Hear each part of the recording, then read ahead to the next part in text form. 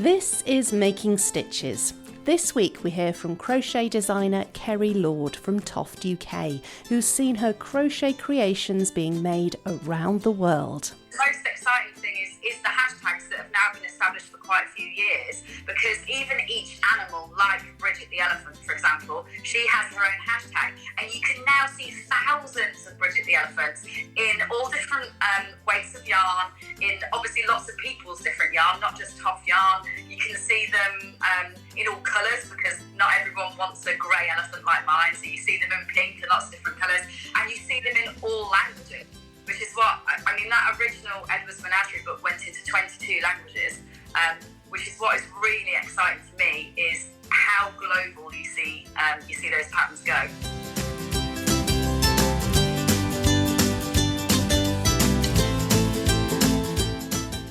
Hello and welcome to Making Stitches, a podcast celebrating crafts and the stories of the makers behind them. My name's Lindsay, and this week we'll be hearing from Kerry Lord from Toft, the crochet designer responsible for the best-selling crochet pattern book, Edward's Menagerie.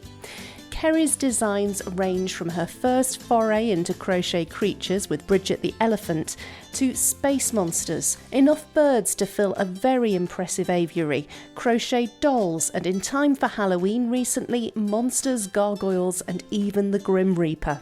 She spoke to me last week from the Toft studio in Warwickshire, which is the home to the luxury British DIY knitwear and wool company, which offers alpaca and wool knitting yarns and exclusive knitting and crochet patterns. We spoke on Thursday, the first day of our new lockdown 2.0 here in the UK, and just a day before the launch of Toft's brand new Christmas campaign, much of which was dreamt up during the first lockdown, as you'll soon hear. Despite not being a lifelong crafter, Kerry first picked up a crochet hook when she went on maternity leave. She took it to the next level, not just making a cuddly toy for her new baby, but making a whole menagerie of animals, hence the name of her first book. She began by telling me how it all got started. I've got an unusual story. I've been a crafty person in terms of art and in terms of probably drawing and painting, but I wasn't a crafter. My mum is not a knitter or a crocheter, neither are my either grandmothers at all, so it doesn't run in my blood as such like that. My story is a bit unusual, that my parents had heard of alpacas when I grew up, so they got alpacas when I was about 8 years old, and I was part of that kind of choosing alpacas and choosing the colours we were going to have. And at that point, it was very much going to be a hobby. So they were just going to be nice-looking animals that we had in the garden, a large garden. What then happened was my parents fell in love with the animals, and they turned the alpacas into a business for them. So they breed and sell alpaca livestock to other people right away across the UK and beyond, actually, across the world. They export as well. And so I fell into craft through alpacas. So it was only when I had finished university that I came back to Toft, where the alpacas were then numbering about 100. And literally every nook and cranny in the house was full of alpaca fleece, because their business was very successful in breeding and selling that livestock, but they didn't know what to do with that fibre. So they were shearing them every year, but they were just stockpiling it, knowing that it was kind of valuable and precious, but not really knowing what to do with it, and definitely not having the time or the inclination to take it to the next stage. So I was tasked with, well, if you're going to live back in the house and you want your bedroom, then can you please sell this? Find someone that will buy this fibre. So that was where Toft started, really, was me trying to find somebody who would buy all this alpaca fleece from me. I didn't know anything about knitting at all. I couldn't find anybody to buy the alpaca fleece, so no one was remotely interested, which I now see was because it was so small scale, really, compared to the scale that you buy wool on commercially. So I spun it into yarn. I had no idea what I was doing, and actually it looks like string. We do still have some in the Toft archive, and it's truly the first batch of Toft yarn is string. There's no way I think I'd even wrap my Christmas presents with it now, given what it looks like. But that's where it all started, and because it looked like string, so the actual raw fibre felt really soft to me, and I could kind of understand that. And then what I got back from the mill felt like string. I said, I'm going to have to learn what goes on here. I'm going to have to try and understand this more, because even I can see, how can this turn into this? And this is not a desirable product. I don't understand what you do with this. So that's when I learned to knit. And I learned to knit first. A lovely lady taught me to knit in a one-on-one scenario. I learned to knit first, and Toft then started selling hats. So before we ever taught a workshop or we did anything as a kit, I ran a team of home workers where I would knit, and I guess design in a very, very crude way, a basic hat.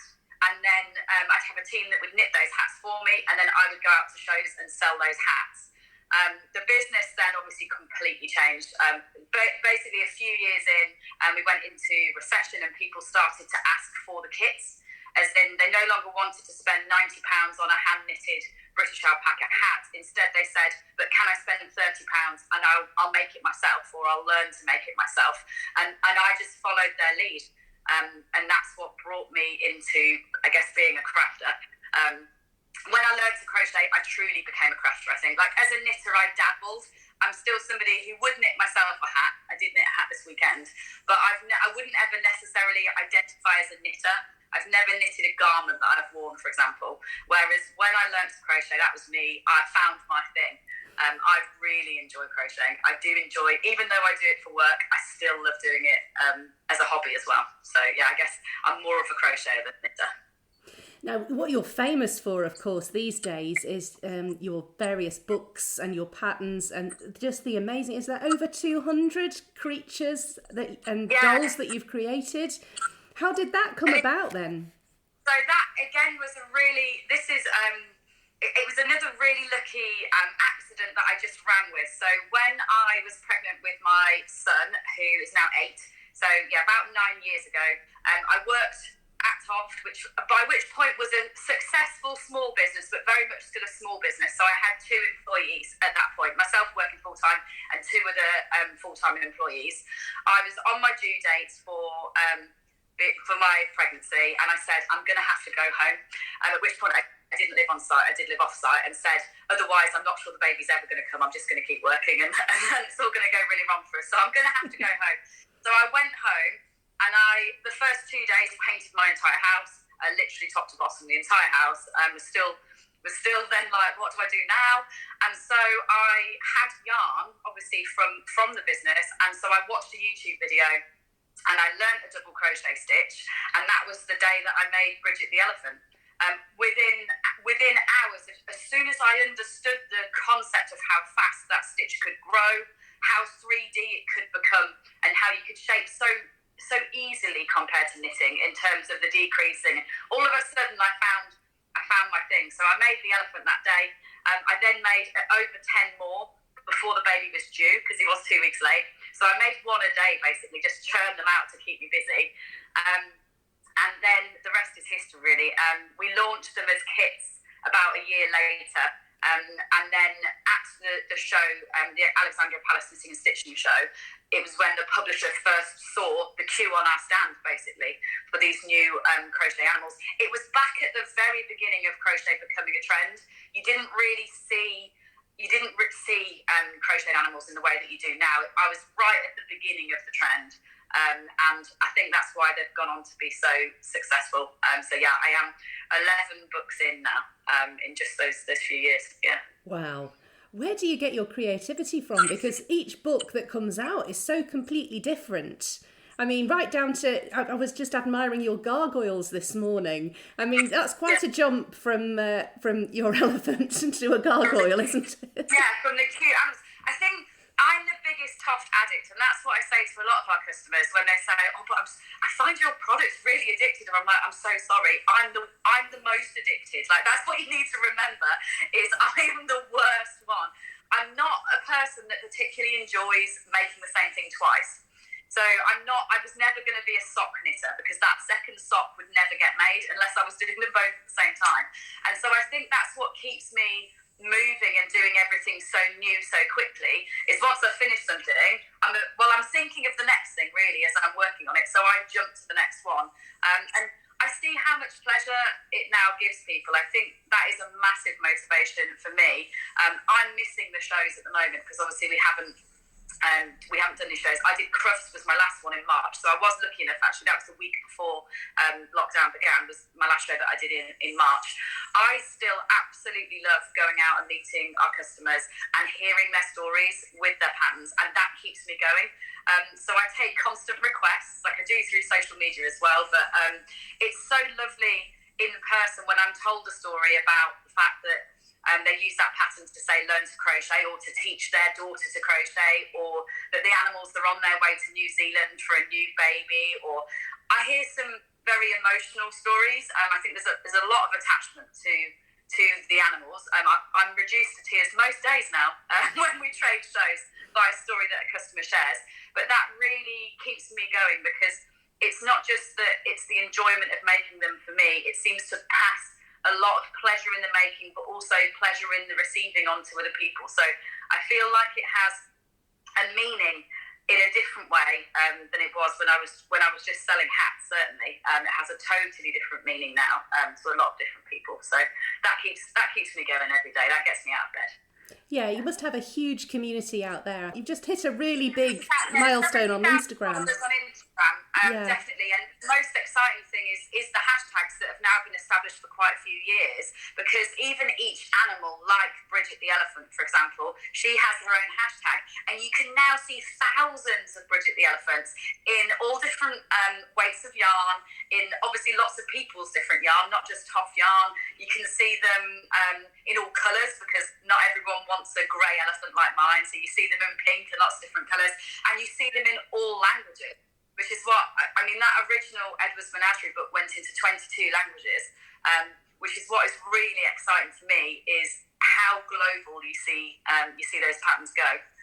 My word, could you ever have imagined when you returned from university to all these alpaca fleeces to think that this is what you would have created?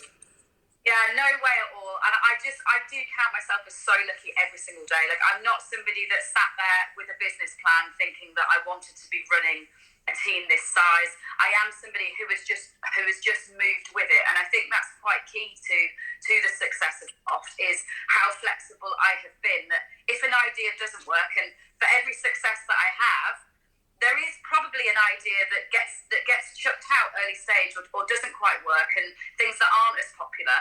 And I think the key to it really is me being quite accepting of that, rather than being precious about it. I just accept that, okay, yeah, that didn't work, and I try something new. So, you've mentioned the fact that you haven't been able to attend any fairs this year because of what we're all going through at the moment.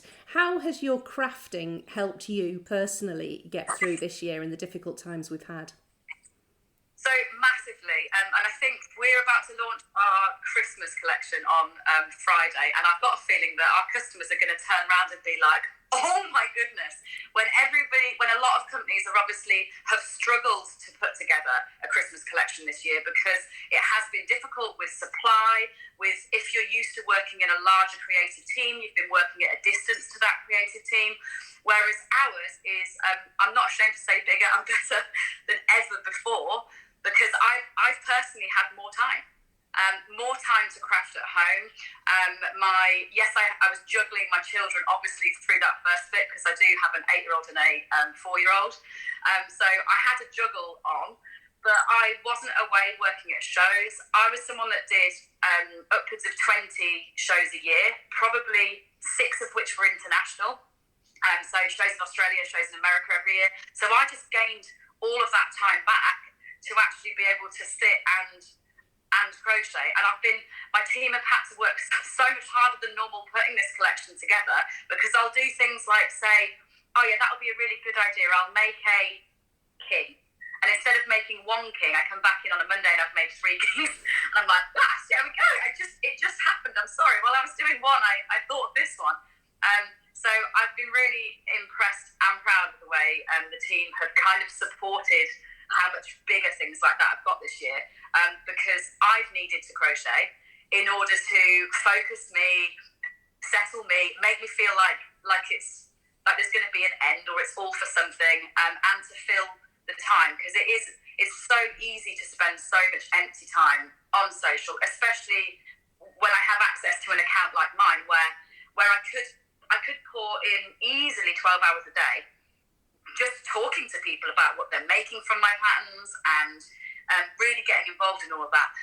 It's nice for me I still have to go back to that crochet to feel like I'm doing something valuable with that time, rather than just getting sucked down that wormhole that I know we can all do so easily. Yeah. That's very interesting to hear, because I think everybody's guilty of that to a certain respect at the moment, especially, I mean, we're just going into lockdown again today, aren't we, in England, and that's one way of still staying connected with people, but I find it quite hard to drag myself away and actually go back to what it is I really love doing at the end of the day, which is making. Yeah, and I've had to get quite disciplined, like literally beyond a certain point, plugging my phone in upstairs when I'm downstairs, so it's not physically near me even, and that way I can really be disciplined and enjoy those evenings, remembering that what I like to do is that making and that creativity. Now, we've touched on the fact that you've a huge range of different creatures, animals, dolls and monsters and all sorts of things that you've created. What's left for you to, have you run out of creative ideas, or is there do they just keep coming to you? I don't know. That question is asked of me quite a lot, where people are like, but what will you even do next? And the question is, well, I guess the answer is I'm not a planner like that. So I've had to get a lot better. So we now work about a year ahead in terms of actually sketching and laying down those ideas. So I've already got Christmas for next year sketched out, by no means made. But I know what it's probably going to look like, what some of the centerpieces will be. So I have had to get much, much better at that. But in terms of like the big ideas and ranges, I often myself could worry that I've run out, but I, to this point, seem to have been able to keep going. Just when I think an idea's gone, then all of a sudden one will come along. So there's a good example actually that happened early lockdown, which again, I seem to spur into a massive period of creativity again in that early lockdown in March when we first went in. I totally threw our plan out of the window because I crocheted a flower monster. So I think it's because we all spent more time in our gardens. I genuinely spent time gardening for the first time in my whole life, which I've never really done, and was looking at flowers a lot more. And suddenly this idea came to me, and the range went on to be called Crow Your Own, where they're all different flowers. So we started with kind of popular British flowers, there's a chrysanthemum, there's daffodils, lots like that. And that collection went on to be our best-selling Toft collection of the whole year.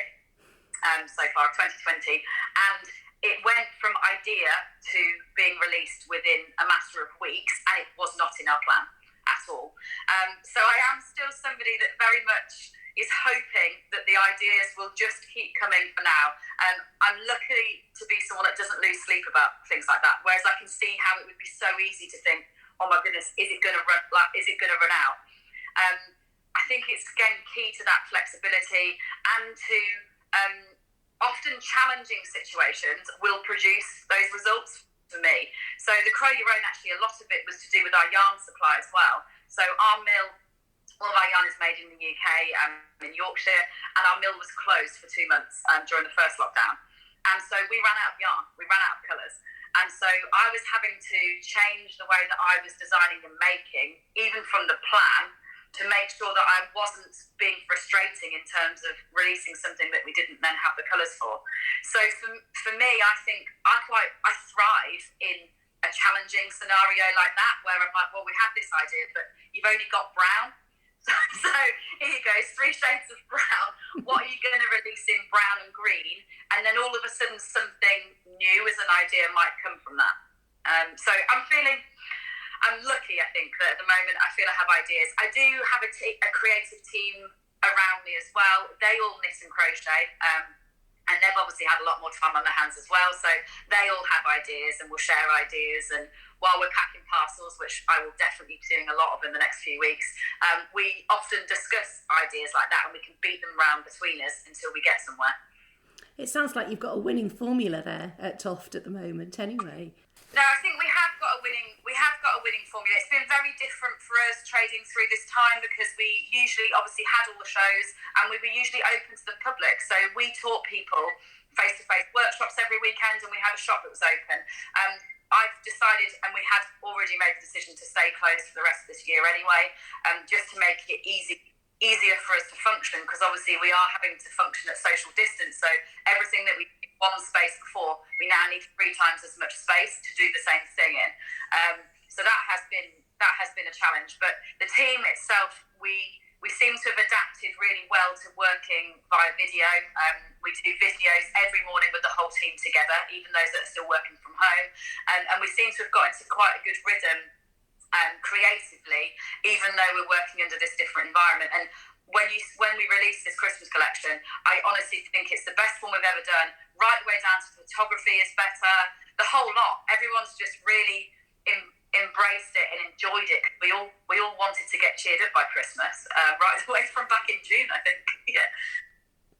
Well, I think what you're doing is incredibly important, and I'm sure there's going to be an awful lot of people out there who will be, absolutely desperate to get their hands on your new Christmas collection, because we all do need something to look forward to and something to keep us busy and maybe take our minds off the bigger things that are going on outside our front door. Yeah, definitely. I think we're all there together. Well, I hope you enjoyed my chat with Kerry as much as I did. I was thrilled when she said she'd like to go on the podcast, and I'm really grateful for her time ahead of the big Toft Christmas launch. It just goes to show that with a bit of determination and support and being in the right place at the right time, the sky's the limit. If you'd like to see Kerry's creations, including the new Christmas patterns, which include the cutest crochet 3 wise men I've ever seen, head over to the Toft UK website. Thank you very much, Kerry, for speaking to me for Making Stitches podcast. And thanks to you too for listening. If you've enjoyed the podcast, please consider liking, subscribing, or even leaving a review on your favourite podcast app.